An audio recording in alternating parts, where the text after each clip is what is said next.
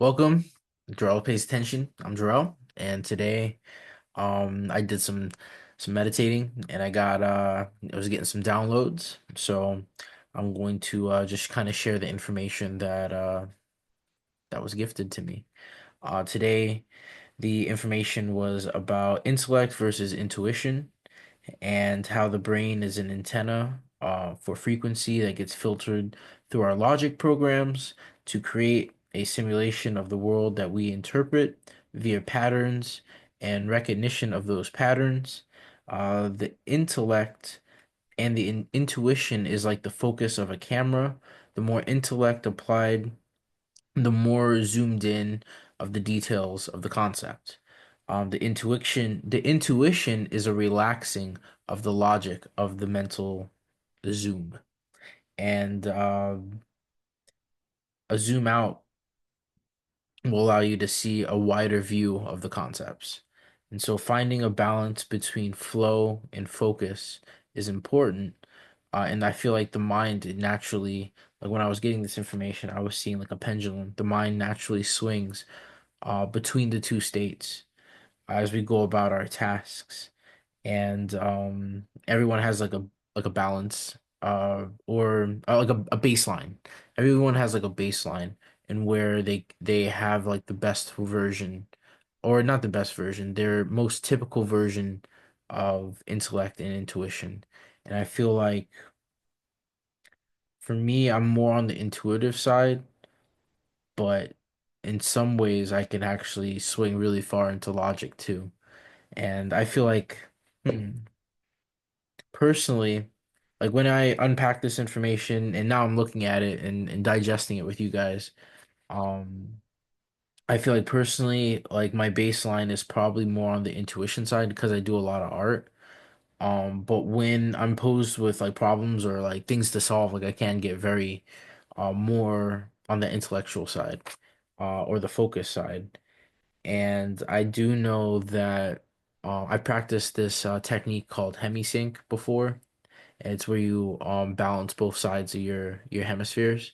And I don't think that logic and intellect are only assigned to those hemispheres, but I do think that the communication between the two and the level of communication between the two do matter in this kind of like focus flow slider that I created. At some point, I'm gonna figure out a way to show like kind of like the notes that I got here while I'm talking about it. I think I can do that in the future. But one of the big things I feel like I just really wanted to speak to was for myself. I feel like finding this blend of red and blue. I have red as intellect and blue as intuition on my little piece of paper here. I like colors. Um, and in the middle I have like a purple. And I feel like you wanna like there's a special flow state that you can get into that's like like a really magical blend, a perfect sweet zone, you know what I mean, of intellect and intuition for me. And I think everyone else has their own sweet zone. I think the blend that they need is different for everyone. But I do think that we can consciously um I guess like consciously change the aperture of our intellect and intuition. I think if we relax ourselves and ask our minds to relax and take a deep breath and just hold it for a second and let it go.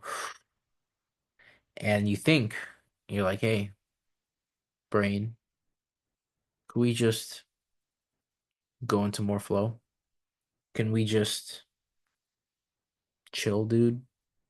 We don't have to worry about the intellect too much right now. We can just move into intuition a little bit more. And sometimes I like to ohm, and so I'll go om, and that feels really good. And I feel like that vibration that I feel in my chest. I feel like I can, depending on the pitch of the ohm, I can get it like around my body and my brain. And when um when I ohm, I feel like I'm in less resistance. And I think that's actually what ohm means, is like to lower the resistance. I could be wrong, but in my mind, when I ohm, I lower the resistance. And I think that it's important to make little techniques, mental techniques, to use analogies and concepts of our left brain, which is the brain that we create concepts with things. We recognize patterns and we form them into concepts. That's all left brain thinking. That's that focus.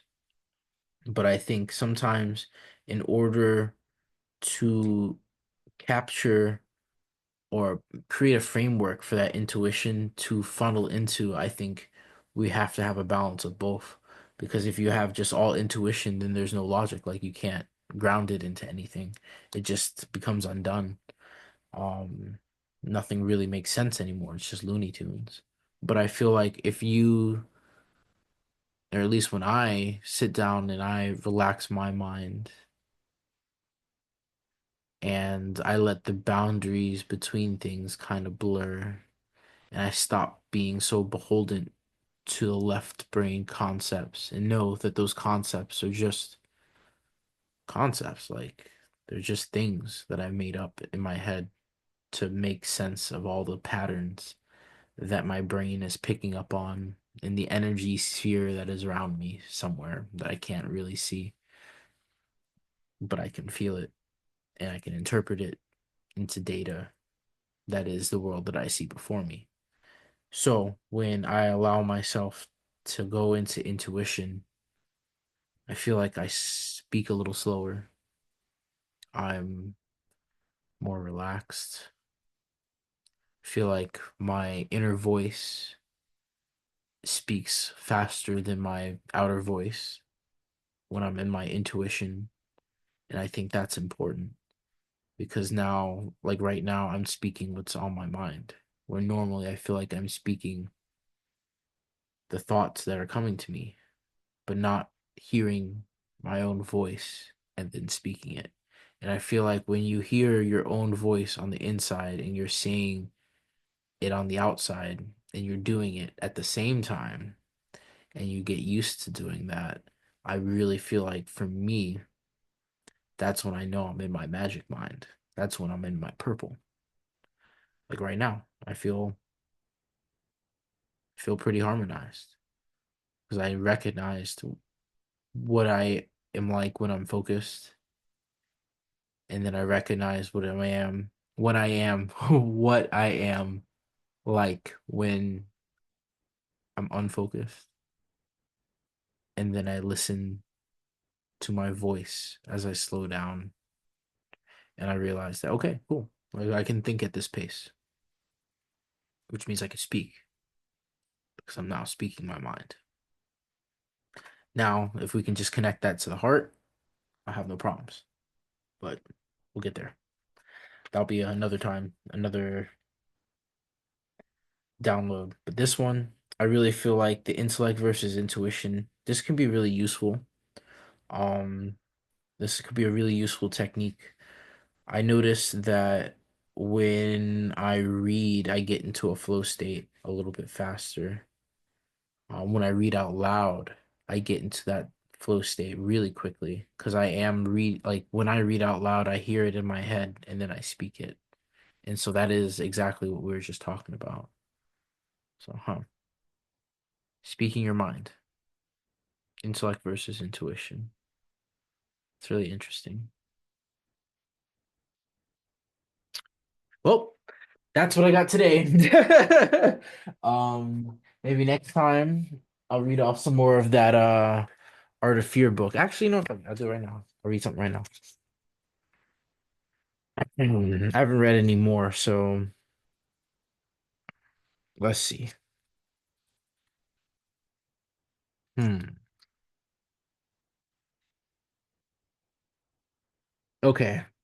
In the ideal, that is to say, real artists fears not only wait, fears not only continue to exist. Fears not only continues to exist.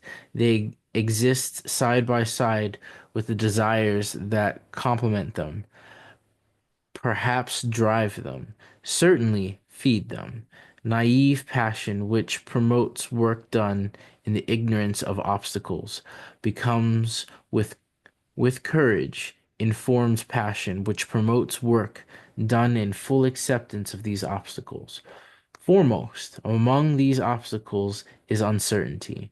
We all know the feeling of finished art that rides from within its uncertainties. Music, with its dense structure and built-in abstraction, offers the clearest examples. In performances of really wonderful music, there is an ongoing tension between where the music line is and where we know it needs to go.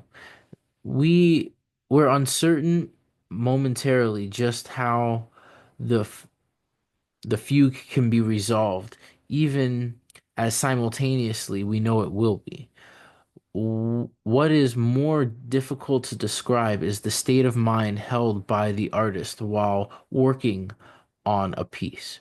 Most artists will keep a well-rehearsed speech close at hand for fielding a familiar request to explain a finished piece, but if asked to describe how it felt during the art making, well, that often comes out with a bit like Dorothy trying to describe the land of Oz to Auntie Em. Between the initial idea and the finished piece lies a gulf we can see across, but we never fully chart. The truly special moment in art making lies in those moments when the concept is converted into reality. Those moments when the gulf is being crossed, precise descriptions fail, but it connects to that wonderful condition in which work seems to make itself, and artist serves only as the guide or the mediator, allowing all things to be possible. God damn, that shit was on point. Well, that's focus versus intuition. I could have focused and picked a chapter and thought maybe I could make a video, but I didn't. Just felt my intuition. And I pulled up a whole good ass analogy right there about how, yeah, I don't know what I do when I create. Like, honestly, I was thinking about that just the other day. I don't get it. Maybe we can figure it out together. We'll keep this exploration of creativity going. But that's today. Andre, all pays attention. Peace. Go away.